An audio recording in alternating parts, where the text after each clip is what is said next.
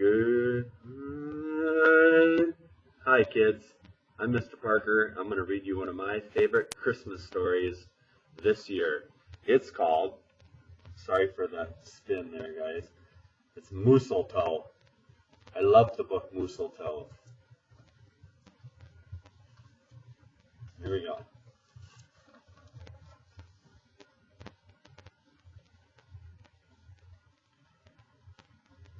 'Twas the season, and Moose was merry. He joyfully tickled the ivories with a tuneful of tiding and a flurry of fa-la-la-la-las. He was so full of ho-ho-hos, even his moustache had the holiday spirit.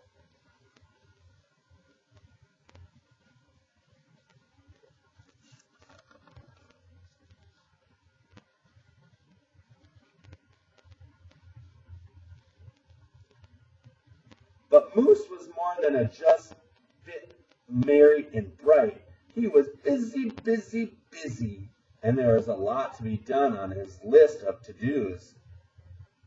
But with an orderly organization and a bit of regimentation, lots of imagination, and just plain old Moose know-how, getting ready for the big day should have been simple. Easy, yes. In all probability, just perfectly perfect.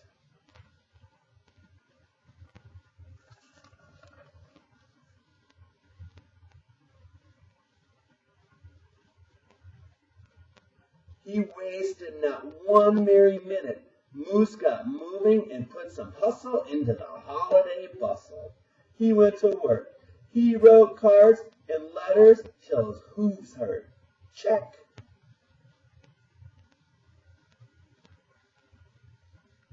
He shopped till he dropped. Check.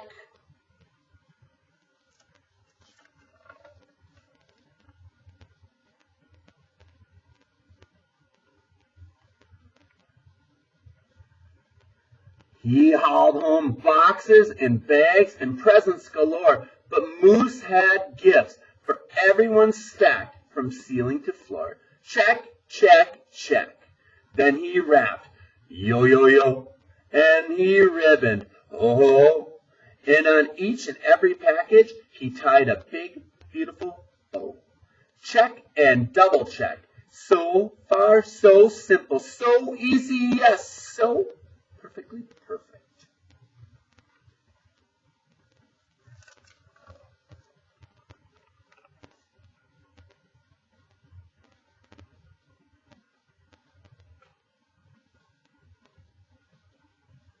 Another look at the list, and Moose headed for the kitchen. He pulled out the pots, pans, and bowls, sifted through stacks and racks of cookbooks. He whisked with his left, spooned with his right.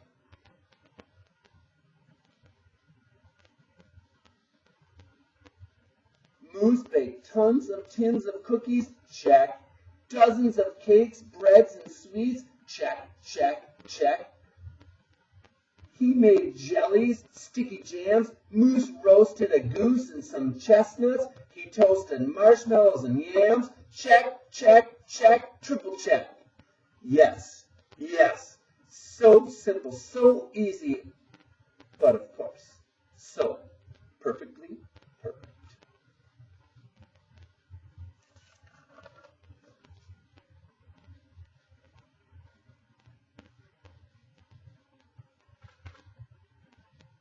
Decorations were up, and next on his list of things to do and get done, some Moose decked the halls and spruced up the walls. He beaded, bowed, and mooseltoe. He gathered garland, roped wreaths and holly, jingled bells, sang noels. Oh, good golly, this Moose was jolly. Check, check, check, check, check, check, check.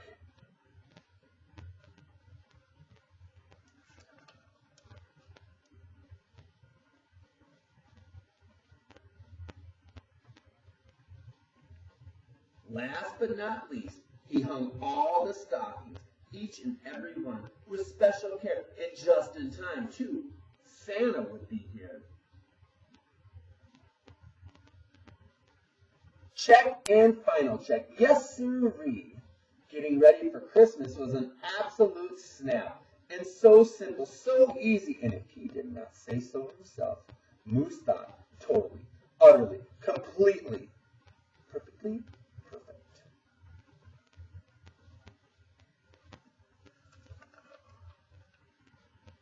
Uh-oh. Uh-oh.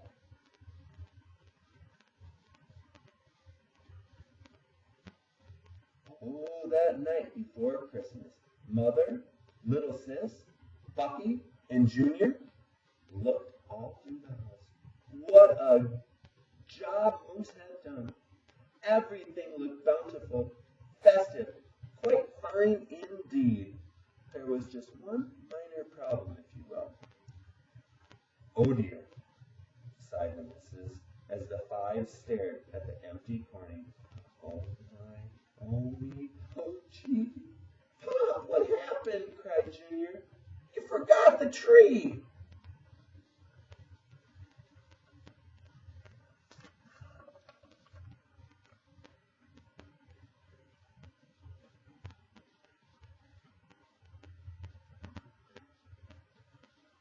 Oops.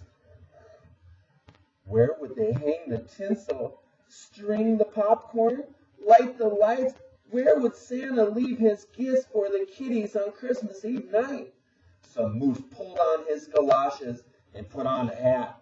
He would find a tree somewhere, somehow, and that's all there was to say about that.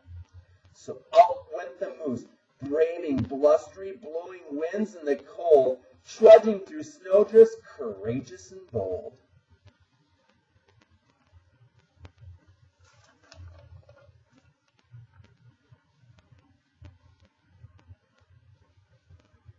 Moose first hoofed it down to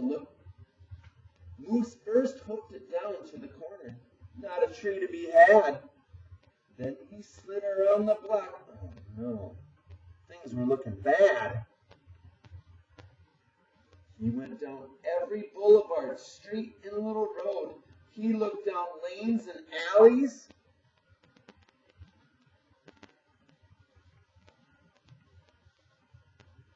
Every tree had been sold. There wasn't a branch, not a twig, not even one lousy, bulbous bough hanging around. Nope, nada, nothing, not a tree to be found.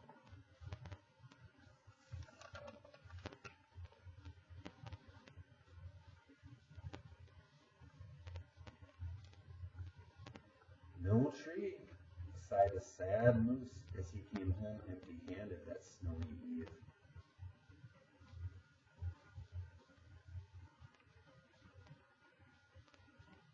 The kids tried to make the best of it. They said, so who needs a tree? But Moose could plainly see that they were short on the glee.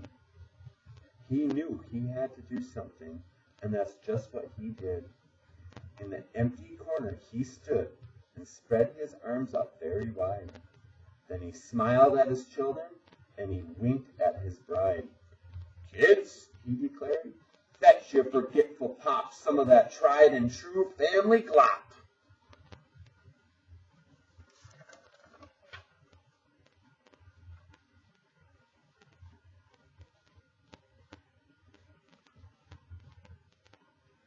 So back came the kids carrying a big pot of glue, and without a word to one another, they knew just what to do. They each took a part, grabbing strands, taking hold, then carefully, oh, so carefully, they glopped, and they plopped, they pasted and they pressed.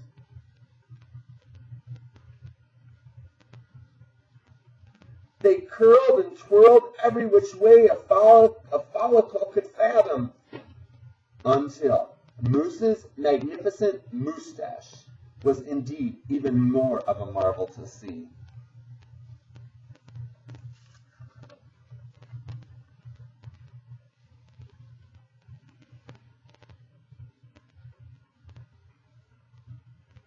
Moose was just a few Moose was just a few needles shy of being an evergreen tree.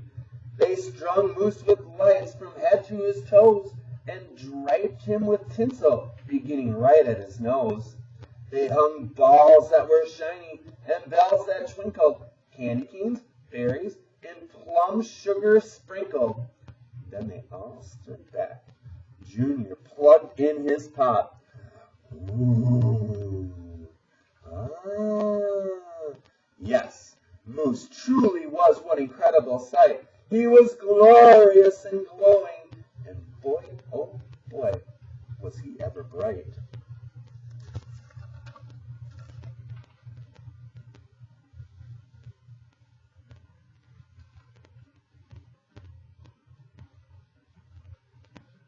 Then Junior placed the star on the top of Moose's head. He gave him a kiss and a pat, and they all headed off to bed.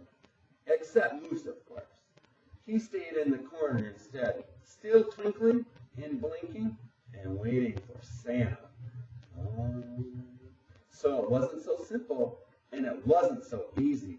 And okay, it wasn't so perfectly perfect.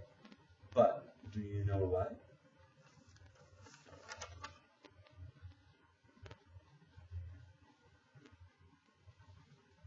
It was pretty close.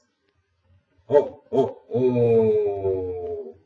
And that, my friends, is the story of mooseltoe.